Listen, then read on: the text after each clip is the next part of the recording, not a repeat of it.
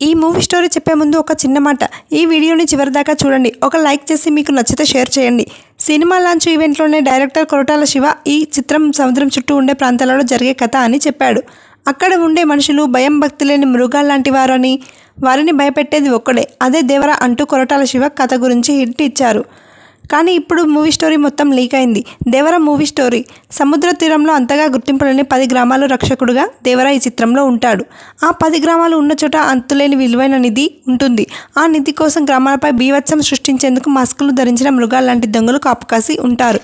ఆ దొంగల ముఠ దాదాపు 10,000 మంది. వారి వద్ద మారణాయుధాలు ఉంటాయి. తాము అనుకున్న పని చేసేందుకు వారు ఎంత దారుణానికైనా సిద్ధమవుతారు. కానీ దేవర ఒక్కడు ఆ గ్రామాలకు అండగా ఉంటాడు. దేవర ఆ దొంగల నుంచి గ్రామాన్ని రక్షించేందుకు సముద్ర తీరంలో అల్లకల్లోలం సృష్టిస్తాడు. ఇది కథ. సముద్రంలోని సన్నివేశాలు చాలా బాగుంటాయట. ఎన్టీఆర్ పరాక్రమం చూస్తే ఫ్యాన్స్ సీట్లలో నుంచి లేచి గంతులేసేలా ఉండబోతుందని తెలుస్తుంది. ఎన్టీఆర్ పోరాట సన్నివేశాలు మాత్రమే కాదు, గ్రామాలని నిధిని రక్షించడానికి వేసే ఎత్తుగడలు కూడా చాలా ఆసక్తిగా ఉండబోతున్నాయని తెలుస్తుంది. ఇక ఫ్యాన్స్కి పండగ ఈసారి. ఇలాంటి అప్డేట్స్ కోసం మా ఛానల్ని సబ్స్క్రైబ్ చేసుకోండి.